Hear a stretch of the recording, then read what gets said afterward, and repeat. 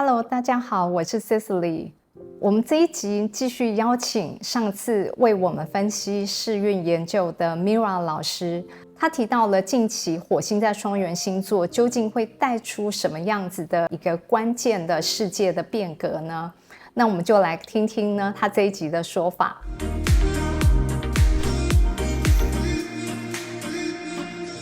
我的生活实验室的列车又重新启动了，所以在我的生活实验室的活动里头，我会帮助大家能够了解，在你的星盘里面，你的人生的优先次序在哪里，以及你要如何不再执着于你的困难以及缺点，还有你要如何能够不受社会价值的捆绑，并且能够拉出与他人的边界。 So Jupiter moves into Cancer. The Americans destroy the Iran facilities, and now the question was, what will Iran do after that?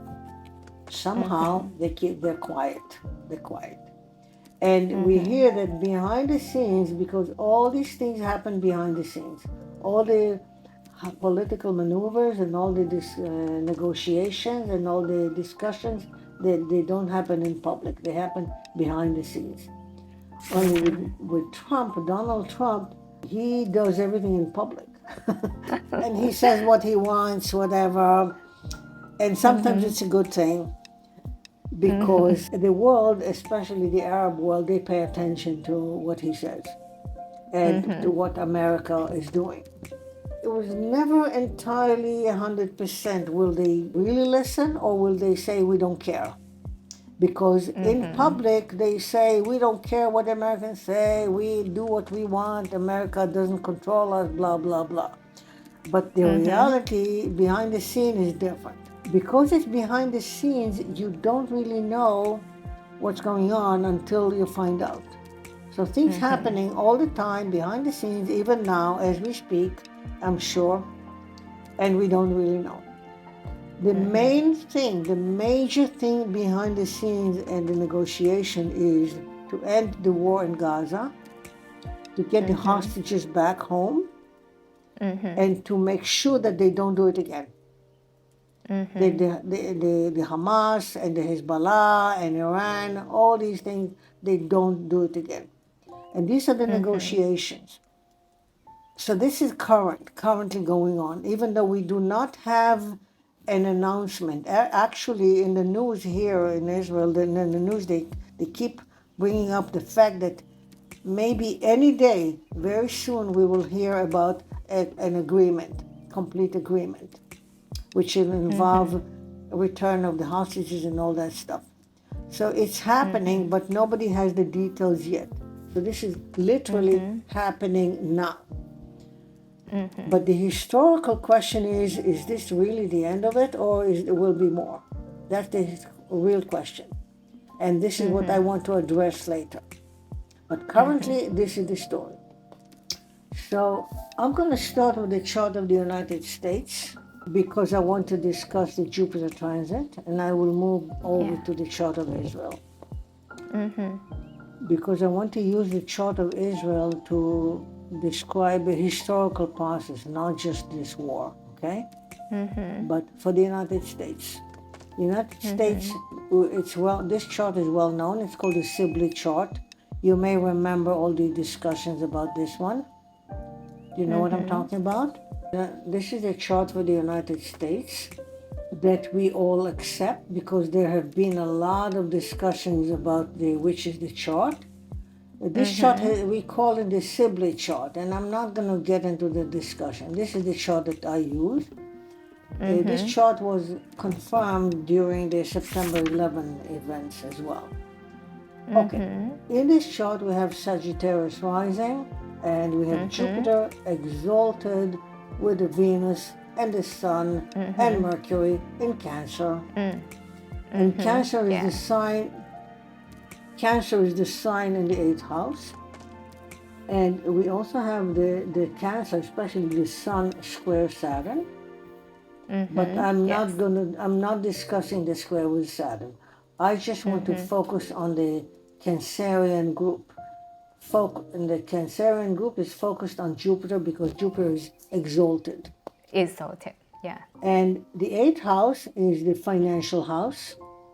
And when it comes to political astrology, mundane, this is also, I look at this eighth house for the United States as the policy of helping other countries, giving money to other countries.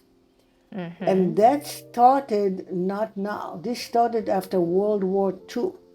World War II became very obvious how the United States was helping Europe, countries in Europe and other places by giving money, literally. So the combination of Jupiter and Cancer, I call it generosity in astrology. Generosity, very generous. Yes. And it has to do with help. So this is the natal chart of the United States. And now transiting Jupiter is exactly on the same point. Right. So this is the first thing I can think of in terms of current events, because Jupiter traditionally is a planet of peace, not of war. It's peaceful. Mars is the planet of war, and I will come back to the Mars because of the mutable. You see that Mars? You see the Uranus? Yeah. You see that? I will come back to it. But Jupiter is now creating the atmosphere of generosity, of meaning well, and possibly some kind of peace. And so that, go to the chart of Israel on the right side, and you see Venus at 4 degrees of Cancer. So the Venus is and Cancer is the sign of the midheaven, which is the government as well. So we have the Venus of Israel and the Venus of the United States is the same Venus. Yeah, the same one. The same one. Yeah, conjunct. Yeah, in 1 degree conjunct. Pretty amazing. Yes. Yes. Yeah. So I can go on and on, but I don't want to make it too long. So all I'm saying is that this particular degree is transiting of Jupiter. Okay. Yes. And Jupiter will continue in Cancer, and it will make a station in November. Jupiter will station at 25 Cancer, which is the 25. Yes. In November, a few months from now, Jupiter will make a station on this midheaven and retrograde. So this is, I see that as the trend from now on until the end of the year, Jupiterian trend. So it's quite possible that this will bring a whole new boom and a whole new positive energy to the country, to Israel, with the help of the United States. Right here. Okay. Yeah. So that's Jupiter, regular Jupiter transit. I will talk, if you allow me later, I want to talk about the natal chart of Israel and show a few things. And here is natal Jupiter. You see natal Jupiter for Israel? Yes. Jupiter in Sagittarius and dignity. Yes. This Jupiter is also opposite Uranus. Combination of Jupiter and Uranus in any chart, personal or otherwise, especially personal, is lucky break. Lucky break. Lucky break. Lucky break. Luck when you need it. When you need it. And I think that this showed up even now in the situation with Iran, what we did. What I call the lucky break.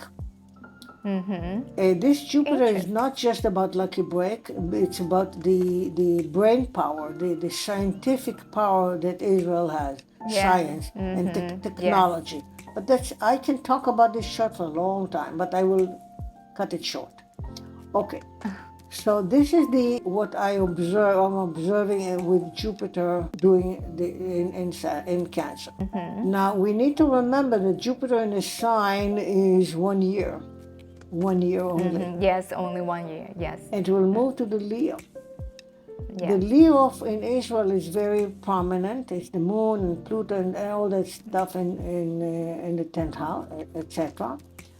But the angles are more important. The angles. The angles are always more important.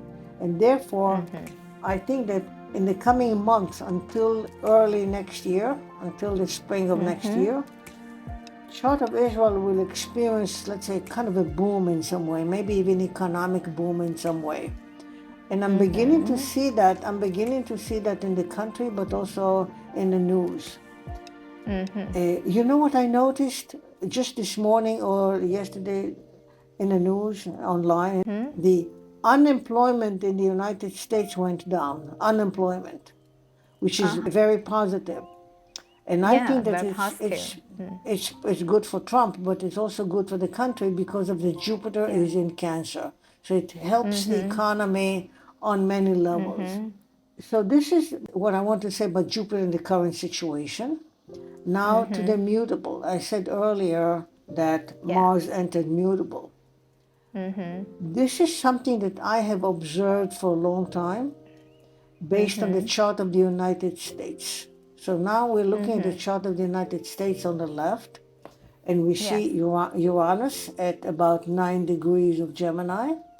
And traditionally, when Mars is in the 7th house, it's a war. It's not peace, it's war. Right? It's a war. So many years ago, I started thinking about it. What's the story of the United States and war? Because when you think of the United States, you don't think about war. You think about a lot of money and technology and all this stuff. You don't think about war. But there has been war in the history of the United States. This chart is from the day of independence. So this is the independence. Independence was started with a war against England. Okay, but that's 1776 with this chart. And then now I'm focusing on Uranus now. This is my focus. Mars, Uranus is doing the job and Mars is helping. So 84 years later, after the independence, the year was 1863, the Civil War in the United States, the Civil War, which was terrible. And there's a lot of recorded history on that one, on the Civil War in the United States. It was a Uranus return, Cecily. Uranus return for this chart. Exactly. And so that was a big war, a huge war, Uranus return. Another 84 years, it was 1942, World War II. World War II. Again, America went into war in Europe. It started with Japan, because of Japan and Pearl Harbor. Well, you know what I'm talking about. We all know that. Exactly. So we had Pearl Harbor, and that prompted the United States to join the war in the World War II. So again, the country was involved in a big war. Uranus in Gemini. Uranus in Gemini. Well, Cecily, today is Saturday. On Monday, July 7th, Jupiter is entering Gemini. 2 days from now, Uranus is entering Gemini again. Uranus return. Do you see what I'm telling you? I have been thinking about it for many years, about this Uranus return for the United States. And I said, Uranus is a war planet. For the United States, it's a war planet, especially on a return cycle, 84 years. And now we're entering it again. It does not mean that on Monday, 2 days from now, it does not mean that on Monday we have a war. It does not mean that. But it means that something is cooking, something is preparing. Yes. Because world events don't happen in 5 minutes. Situation builds up and build up and build up. So on the one hand, I'm talking about Jupiter in Cancer, nice and good, and maybe bring some peace and maybe help, financial help, and so on and on and on. But that's only 1 year. While Uranus in Gemini is 7 years. When I looked at Uranus in Gemini in World War II, it was not exactly on the day, but it was there. So all I'm saying is that there's a potential for another major war in which the United States is involved, and I don't know what it is. Let me tell you one more thing about the mutable degrees. September 11, when it happened, Pluto was in Sagittarius. Saturn was exactly 12 Sagittarius, the exact degree.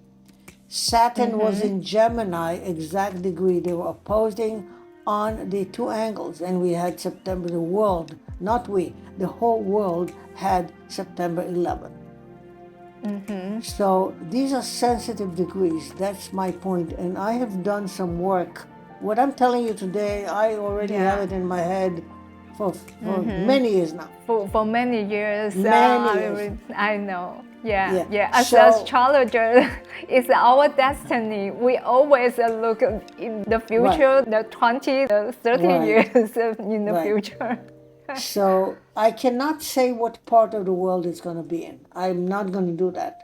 But I know that United States will be involved, regardless of where it is in the world. United States will be involved. Now I want to make one more comment about the mutable. At the time, long time ago, I did a lot of research on the charts of the Arab world, the Arab countries all around the Middle East, many years ago. And I came to the conclusion that all those charts, many of them have those mutable degrees as sensitive points. The sun, Oh, really? yes, the sun or the moon or the ascendant or the midheaven. Mutable degrees. And this is the connection. This is what I'm trying to tell you. So even though today Iran is kind of quiet, everything is quiet, but the mutables are still working. Now, Mars today is at 9 degrees or something Virgo. So look at the chart. It already activated the Uranus. Already activating this mutable area, Yeah. and it will keep going. And maybe nothing will happen, not much. Maybe even something positive, but Mars moves fast. And then Mars now is in Virgo, okay? Then 3 months later, it will come to the Sagittarius. So as Mars keeps moving from one mutable sign to the other, it will still activate this one again and again and again, every few months. When when you're talking about the mutable, and also Trump's sun and moon also in the mutable. Exactly.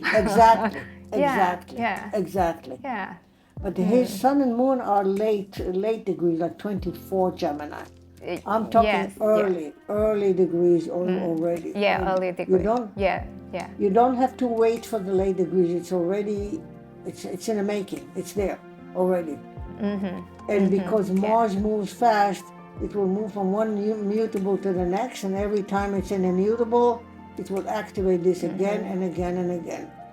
And like I said, the Islamic countries also have a lot of the mutable degrees, so everybody's affected. So what am I saying? Am I saying that the next crisis will be in the Middle East again? I'm not going to say that, but that's what I currently have in mind. That's the story. Yeah, that's amazing. I'm truly impressed about this prediction. Your mundane research is very accurate. And thank you for your time. Thank you, Meira, and thank you. You shared the valuable astrology research to us. OK，Thank you。那我们很高兴今天让我们的 Epstein 老师跟我们介绍了这么多很精彩的世运的分析。那如果呢，你对于我们这些内容你觉得十分的有趣，那欢迎你可以将我的影片分享给更多人看到。那如果你想要学习呢更多有关占星的知识的话，欢迎大家能够追踪 SATA 星空凝视占星学院。那我们下次见了，拜拜，拜拜。Bye.